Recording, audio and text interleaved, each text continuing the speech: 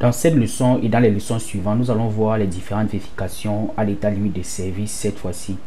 Donc, la première vérification à faire à l'état limite de service, c'est la vérification du tassement. En fait, nous distinguons le calcul du tassement pour les sols homogènes et pour les sols hétérogènes. Donc, nous allons commencer par le calcul du tassement pour les sols homogènes. Le calcul se fait très simplement avec ces deux longues formules où nous avons ici la SC qui est le tassement sphérique et SD qui est le tassement déviatorique. Donc, SC se calcule comme étant alpha sur 9 EM c'est le module pressiométrique du sol homogène. Donc puisque le sol est homogène, nous avons une seule valeur du module pressiométrique, donc c'est cette valeur que nous considérons dans ce cas. Ensuite, sigma prime V0 c'est la contrainte effective ici au niveau de la base, la fondation. Q prime c'est la contrainte appliquée au sol par la fondation. Donc dans ce cas, il faut considérer l'une des combinaisons de charges que nous avions vues dans les combinaisons des actions, et particulièrement la combinaison rare, puisque c'est celle à considérer dans l'état limite de service, ou la combinaison quasi permanente ou fréquente. Ensuite, nous avons B0 qui est la largeur de référence qui est égale à 0,6 m. B c'est la largeur de la fondation, la largeur réelle de la fondation. Et nous avons également alpha qui est le coefficient rhéologique dépendant de la nature du sol, et lambda C, lambda D sont des coefficients de forme et en fonction du rapport L sur B. Alpha et lambda C, lambda D, nous verrons dans ce calcul. Donc pour le calcul de lambda C, nous avons ici là le rapport L sur B. En fonction de cette valeur du rapport, nous pouvons choisir voilà la valeur de lambda C et lambda D. Donc nous, lorsque tu as ta fondation, tu n'as qu'à faire le rapport entre sa longueur et sa largeur, et ça te permet de te situer pour choisir lambda C et lambda D. Si tu n'as pas une valeur exacte, si tu as par exemple 2,1, tu peux faire une interpolation entre 2,1 et 3 pour ces valeurs de lambda C et trouver la valeur correspondante. Le coefficient alpha se détermine, comme nous l'avons dit, en fonction de la nature du sol. Si par exemple c'est de l'argile et que l'argile est normalement consolidée, alors tu vois que ta valeur de alpha sera 2/3. Donc ça dépend de ces deux paramètres, très simplement. Ensuite, pour les sols hétérogènes, j'aimerais d'abord te dire qu'un sol dont le module pressiométrique varie de façon importante est considéré comme étant hétérogène. Donc si nous considérons un profil pressiométrique comme celui-ci, si nous considérons une stratigraphie comme celle-ci, le calcul du tassement nécessite de diviser en tranches fictives le sol sous la fondation, chaque tranche ayant une épaisseur de B sur 2. Donc si nous considérons que B c'est la largeur de la fondation, alors on divise le sol en des tranches comme tu vois, et chaque épaisseur c'est B sur 2. Évidemment l'échelle horizontale, l'échelle verticale ce n'est pas la même chose, mais considérons que ceci c'est B sur 2. Ensuite nous divisons toujours en des tranches de B sur 2, ainsi de suite. Un module pressiométrique équivalent est calculé pour chacune de ces tranches. Donc le module pressiométrique équivalent est calculé en utilisant la somme harmonique des valeurs qui se trouvent dans cette tranche. Par exemple, si je vais calculer la somme, le module pressiométrique équivalent qui est dans la première tranche, je vais faire la somme harmonique de toutes les valeurs de module pressiométrique d'essai qui se trouvent dans cette tranche. Ça va me donner la valeur du module E1. E2, ça sera pareil. Si je veux trouver le module E2 qui sera égal en fait à la somme harmonique de toutes les valeurs de module pressiométrique mesurées dans cet intervalle. Et maintenant à partir de 3, nous avons plus pas 3 E3 seul, nous avons E3 à 5. C'est-à-dire qu'on calcule la moyenne harmonique de toutes les valeurs qui se trouvent entre la tranche 3, 4 et 5. C'est pareil avec E6 à 8.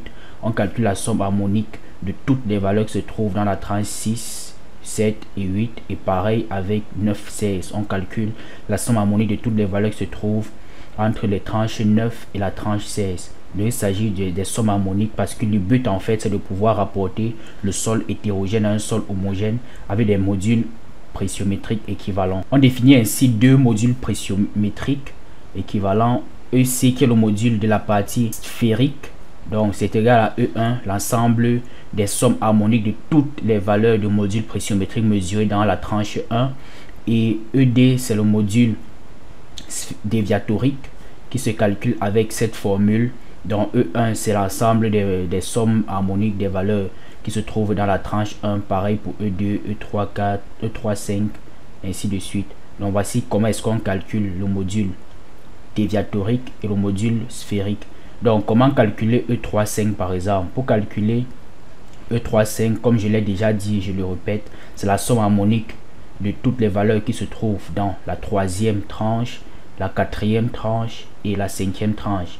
Donc on fait la somme des inverses, et ici c'est le nombre de valeurs qu'on a dans toutes ces tranches là. Donc c'est pareil pour E6 à 8. Maintenant, il y a plusieurs possibilités. Si l'essai s'arrête avant qu'on atteigne une profondeur requise pour avoir E9 à 16, donc dans ce cas, E9 à 16 ne peut être calculé. Donc on calcule le module déviatorique avec cette formule où il n'y a pas E9 à 16. Et tu peux voir que cela est très récurrent, en ce sens que si tu prends par exemple une fondation qui a 3 mètres de large, alors tu fais B sur 2, ça va te faire 1,5. Donc si tu prends E9 à 16, tu dois faire B sur 2 qui est 1,5 fois 16. Et ça te donne 24 mètres. Donc ça veut dire que pour que tu puisses calculer E9 à 16 pour une fondation qui a une largeur de 3 mètres, il faut que l'essai aille jusqu'à au moins 24 mètres. Or, pour un essai pressiométrique, parfois on s'arrête à des profondeurs relativement faibles, parfois 10 mètres, ainsi de suite. Ce qui fait qu'on ne peut pas toujours mesurer toutes ces valeurs. C'est pour cela que la norme, que le fascicule prévoit qu'on puisse ne pas calculer. Et dans ce cas, tu utilises cette formule. Et il peut aussi arriver pour les mêmes raisons que E6 à 8 ne puissent pas être calculés parce que l'essai n'est pas allé à une profondeur suffisante pour qu'on puisse les calculer. Donc dans ce cas, tu peux évaluer ED avec cette formule. Donc tu comprends que le fascicule requiert qu'au moins E3 à 5 puisse être calculé pour pouvoir calculer le module déviatorique. Donc ensuite, nous pouvons calculer le tassement avec cette formule. Ce sont les mêmes formules que nous avons vues pour les sols homogènes, à la seule différence que nous n'avons plus un module pressiométrique homogène, mais nous avons pour le calcul du tassement sphérique, nous avons EC que nous avons vu comment nous calculions, qui est égal à E1, la somme harmonique des valeurs qui se trouvent dans la première tranche, et SD qui se calcule avec le module déviatorique comme nous avons vu le calcul sur la slide précédente. À la fin, on peut calculer dans le tassement final comme étant la somme du tassement sphérique et le tassement déviatorique. Donc ici, je te propose un exemple pour illustrer d'une manière assez concrète ce que je t'explique. Donc ici, tu as une fondation, la même fondation que nous voyons depuis le début de ce cours, avec une largeur de 3 mètres et ça a été divisé en des tranches de B sur 2, c'est-à-dire 1,5 mètre. Donc l'axe vertical est à l'échelle, ici on a 0, ici la fondation est ancrée à 2 mètres. Et là tu vois ça, la couche qui est directement en dessous va de 2 mètres à 3,5 mètres. Donc c'est 1,5 réellement. Ça à l'échelle. Et chaque couche c'est ainsi jusqu'à voilà E16. Voici la dernière valeur qui est E16. Mais tu te rends compte que l'essai a été réalisé uniquement sur 16 mètres. Donc ça veut dire qu'on n'a pas les valeurs, toutes les valeurs requises pour pouvoir calculer par exemple E16. Donc dans ce cas, voici toutes les valeurs de module pressiométrique que nous pouvons avoir. Et en observant la courbe, on voit que le sol est hétérogène parce que nous voyons que le module pressiométrique varie d'une manière énergétique. On a des grandes valeurs, ensuite on a des petites valeurs, donc ça veut dire que le sol est hétérogène. Donc nous pouvons calculer E1 avec ces deux valeurs qui sont dans la première tranche. Et voilà les deux valeurs, 215,4 et 34,6.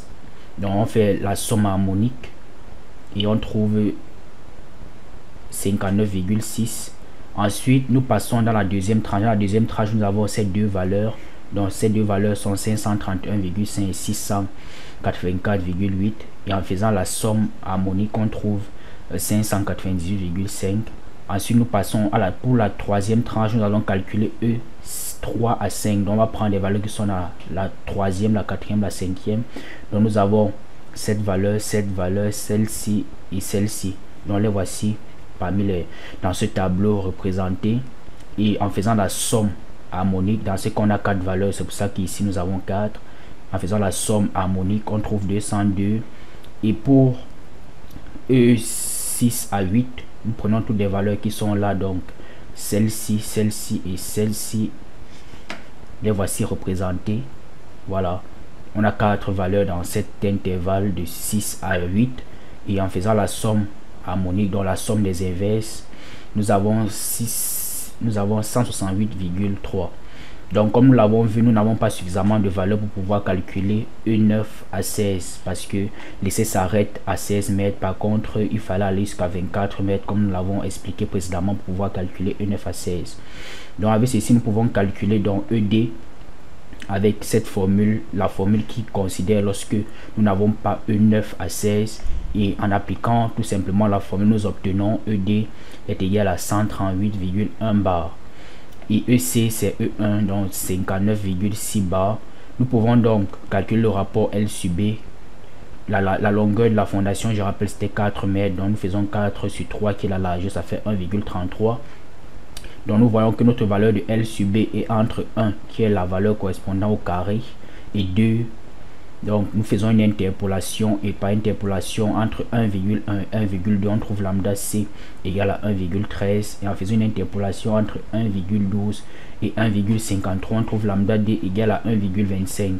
Ensuite, si nous considérons le limon et nous considérons que le sol est surconsolidé ou très serré, alors nous trouvons le coefficient rhéologique alpha est égal à 2 tiers.